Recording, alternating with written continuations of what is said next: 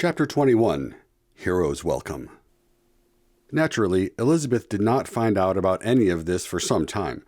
Josh led Bithnyia and Elizabeth around Nizza to avoid detection by the adoring crowds. The three of them parted with their harem escort and reached Lopaz Castle some days later. Elizabeth had hoped for a quiet night at the castle before proceeding into Bithnyia, but she had no such luck. Word of her exploits had finally gotten out. 3 visiting harem caravans were lined up in front of the castle cheering her return. The Bithnian soldiers on guard duty were dressed in their finest, with their swords polished to a shine and armor in perfect working order. The general in charge of the castle walked up to Elizabeth and bowed. "We would be honored if you would inspect the men, Princess Elizabeth." She looked at Josh and Bithnyia, who just grinned. "I would be honored," she told the general loudly enough that the men standing in line could hear her appreciation.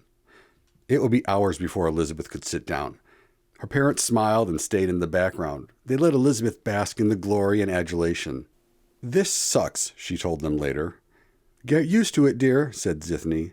"Bithnians love a hero," Josh told her. Elizabeth scowled. The 3 of them left to ride to Trella in the morning. They took the northern highway to King's End and then down to Bithnyia City. Elizabeth had to be met and paraded in every little town and village. She was a princess and did her duty, even if she would rather have hid in the background. If popularity polls had been invented in Bithnyia, she would be at the top. If Elizabeth thought all this was bad, Bithnyia City was worse. It took her a full hour just to get through the main city gates.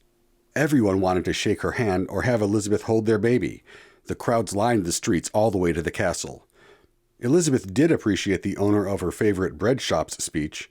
"I will always have your favorite sweetbread made. You can have it fresh from the oven any time you like," he told her. Except for the baker, Elizabeth would have really preferred swimming at her little pool and sanctuary with Jankar. She was beginning to wish she had stayed there. Life might have been easier. Eventually, Josh, Bithnyia, and Elizabeth made it through the happy throngs to the castle. Lord Theron was actually crying with joy to see her. The castle had been cleaned and polished until it glowed. Finally, Elizabeth was allowed to retreat to her rooms. She took a brief tour to make sure everything was in order, and then quickly fell asleep on her own bed. She didn't stir until Bithnyia came to wake her for dinner. Jared and Prince Tren pestered her with questions, of course. They told her about inviting Goblania with members of the Tri-Alliance. Of course, they hadn't found her. As near as Elizabeth could tell, the boys' adventure involved long horse rides and a lot of chopping of goblins' heads. She was glad she hadn't been there. "Well, I'm glad to see you too," she told Jared and Prince Tren. "It sounds like you had a good adventure, real hero stuff." Elizabeth was proud they even liked her. They were the real thing, after all. Still, she was glad when it was bedtime.